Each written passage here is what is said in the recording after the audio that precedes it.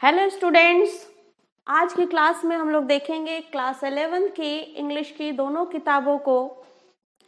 पहली किताब है हॉर्नबिल।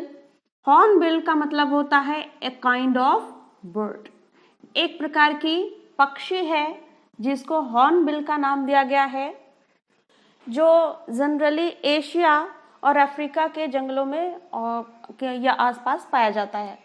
और स्नैपशॉट का मतलब होता है ए काइंड ऑफ पिक्चर, तस्वीर। स्नैपशॉट, स्नैपशॉट का मतलब होता है तस्वीर। तो इन दोनों किताबों को हम लोग आज से कवर करेंगे और अपने YouTube चैनल में इसको पढ़ने की कोशिश करेंगे। अगर आपको ये चैनल पसंद आए तो प्लीज सब्सक्राइब करें, लाइक करें और शेयर करें। The portrait of a lady से आज हम लोग शुरुआत करेंगे, जो चैप्टर है हॉर्नबिल का पहला चैप्टर। खुशवंत सिंह इस खूबसूरत से चैप्टर के राइटर हैं, बहुत ही जाने माने हस्ती, जिनका जन्म हुआ था 1915 में और 2014 में 99 के एज में इनकी डेथ हो गई। एक बहुत ही खूबसूरत सी कहानी है ये खुशवंत सिंह और उनकी ग्रैंड मदर की, यानी कि दादी माँ की। खुशवंत सिंह की दादी माँ एक बहुत ही प्यारी, छोटी, बूढ़ी और बहुत ही प्योर हार्ट की महिला थी। खुशवंत सिंह और इनके बीच एक प्रकार से दोस्ती भरा रिश्ता था। ये दोनों एक दूसरे के दोस्त थे, लेकिन कब?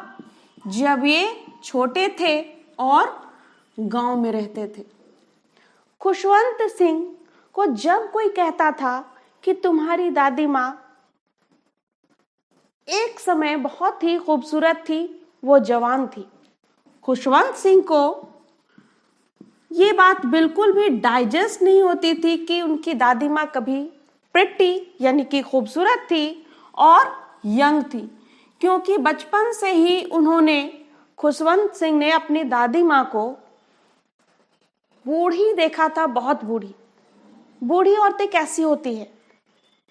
बिल्कुल झुर्रियों से भरा हुआ चेहरा, उनकी आंखों पर मोटे मोटे चश्मे, उनका शरीर झुका हुआ, चेहरे पर तरह तरह की लकीरें जिनको रिंकल्स कहते हैं। रिंकल्स का मतलब होता है झुर्रियां। खुशवंत सिंह को जब कोई कहता था कि तुम्हारी दादी माँ कभी बहुत ही खूबसूरत थी और यंग थी, तो खुशवंत सिंह उस इंसान से झगड़ा कर बैठते थे कि नहीं, मेरी दादी माँ बचपन से ही बूढ़ी थी और कभी भी जवान नहीं थी। हालांकि खुशवंत सिंह बच्चे थे और उन्हें ऐसा लगता था कि उनकी दादी माँ ने बुढ़ापे में ही जन्म लिया था। पिछले 20 सालों से दादी माँ का चेहरा इसी प्रकार से है। किस प्रकार से? झुर्रियों से भरा हुआ और उनके चेहरे पर क्रिस क्रॉस के निशान, यानी कि उनका चेहरा पूरी तरह से लकीरों से भरा हुआ है। हर चेहरे का हर हिस्सा पूरी तरह से झुर्रियों से भर चुका है और दादी माँ बुढ़ापे के अंतिम पड़ाव पर है। वो सफेद साड़ी पहनती हैं और उनका शरीर झुका हुआ है, लेकिन वो एक प्रकार से धार्मिक प्रकार की महिला है। She is a religious kind of lady. वो धार्मिक महिला है और पूजा पाठ पर और भगवान पर भरोसा करती हैं। खुशवंत सिंह के दादाजी अब इस दुनिया में नहीं हैं। उनकी तस्वीर ड्राइंग रूम की दीवार पर टंगी हुई है। ड्राइंग रूम यानी कि बैठक की दीवार पर उनकी तस्वीर टंगी हुई है। उनकी तस्वीर में उन्होंने ढीले ढाले कपड़े पहन रखे हैं। उनकी दाढ़ी बिल्कुल लंबी सी है, जो उनके छाती के, उनके चेस्ट के ज्यादातर हिस्सों को ढकती है। उनका चेहरा देखने में इतना बुजुर्ग है कि ऐसा लगता है जैसे कि उनके ढेर सारे पोते पोतियां होंगी।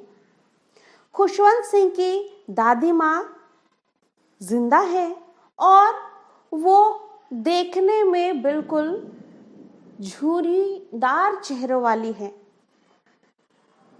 उनके सफेद सफेद बाल हैं और उनके बालों को और उनके सफेद साड़ी को देखकर ऐसा लगता है जैसे कि ठंड के मौसम में दिखने वाली पर्वत जो कोहरे से ढका होता है और उस कोहरे पर हल्की हल्की सूरज की रोशनी दिखाई देती है और वो पीले रंग का चमक उठता है। ठीक वैसे ही खुशवंत सिंह की दादी माँ भी खूबसूरत दिखाई देती है। Peace and contentment, a serenity of peace and contentment, मतलब शांति और शुद्धता की जीती जागती तस्वीर। खुशवंत सिंह की दादी माँ सुबह सुबह भजन गाकर जगाती हैं। वो भजन इसलिए गाती हैं ताकि खुशवंत सिंह भी उनके भजन को सुन सुनकर सीख जाएं। खुशवंत सिंह उनके भजन को, उनके गाने को सुनते थे, लेकिन उनके मन में कभी भी ये इच्छा नहीं जगी कि वो इस भजन को या इस गाने को बाय हार्ट करें, यानी कि उनको सीखने की जरूरत नहीं समझा उन्होंने। हालांकि सुनते थे और उनको अच्छा लगता था। खुशवंत सिंह की दादी माँ उन्हें रात की बची हुई बासी रोटी, जिसको स्टल ब्रेड कहते हैं, वो बासी रोटी के ऊपर जरा सा बटर और थोड़ी सी चीनी, यानी कि थोड़ा सा मक्खन और चीनी उसके ऊपर स्प्रेड करती थी और रोटी को लपेटकर उसे खाने को देती थी।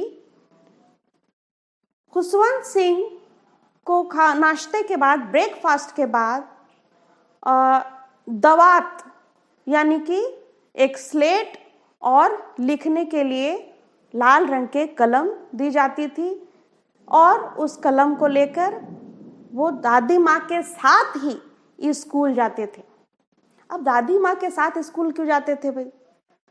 तो इसलिए क्योंकि स्कूल और टेम्पल, स्कूल और मंदिर, चूंकि दादी माँ धार्मिक प्रकार की महिला थी, स्कूल और मंदिर एक दूसरे से जुड़ा हुआ था, यानी दोनों की दीवार एक दूसरे से अटैच थी। तो जब तक खुशवंत सिंह स्कूल में पढ़ाई किया करते थे, तब तक दादी माँ मंदिर में बैठकर भजन किया करती थी या धार्मिक ग्रंथों को पढ़ा करती थी। जब स्कूल की छुट्टी होती थी तो खुशवंत सिंह और दादी माँ दोनों एक साथ घंटी की आवाज सुनकर, छुट्टी की घंटी की आवाज सुनकर दादी माँ बाहर आती थी और खुशवंत सिंह और दादी माँ दोनों साथ साथ घर की तरफ चल पड़ते थे। लेकिन चलते चलते वो एक काम किया करते थे। खुशवंत सिंह की दादी माँ कुछ बासी रोटियां अपने साथ लेकर आती थी और लौटते समय खुशवंत सिंह और दादी माँ दोनों मिलकर गली के कुत्तों को रोटियां बांटा करते थे।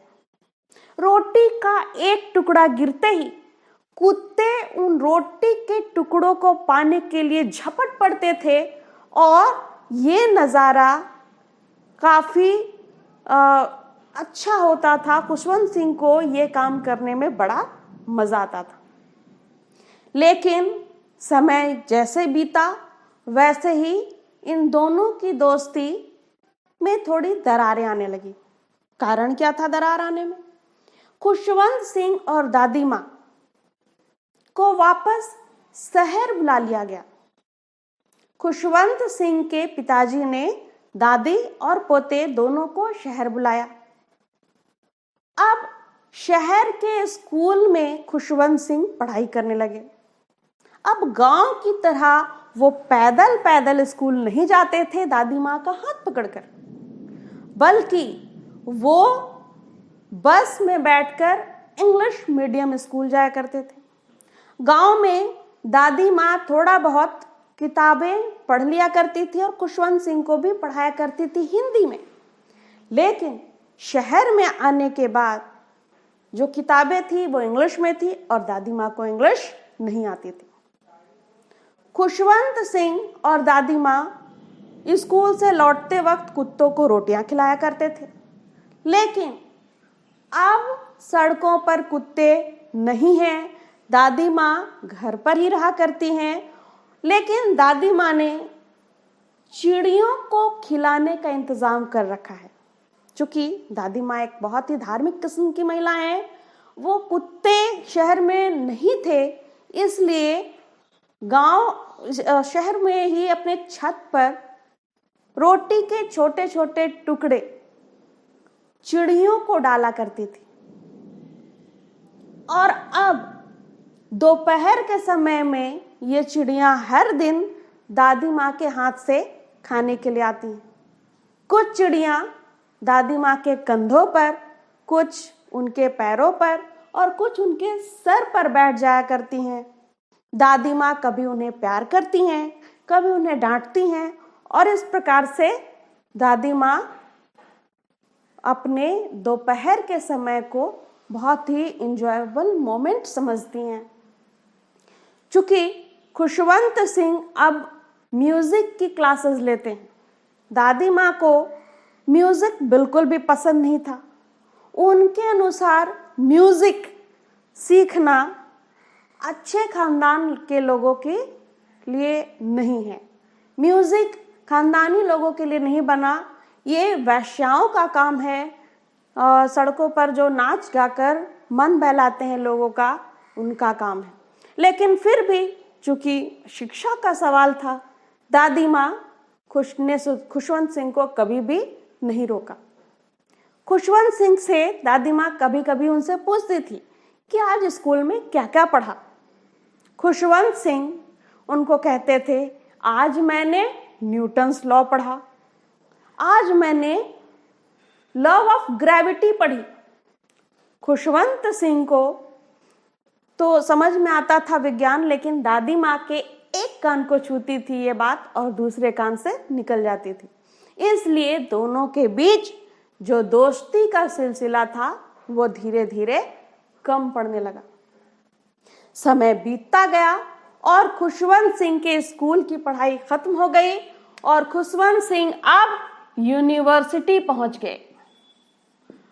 खुशवंत सिंह जब विश्वविद्यालय में पढ़ाई करने लगे तो खुशवंत सिंह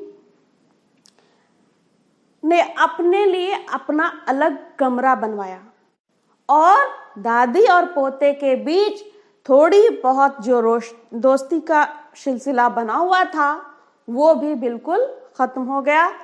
खुशवंत सिंह की दादी माँ अब अपने हाथों में रोजरी रखती हैं, यानी कि जपने वाली माला, जप माला जिसे कहते हैं, और शाम के समय में वो चरखा चलाती हैं और इस प्रकार से उनका जीवन यापन चलता है।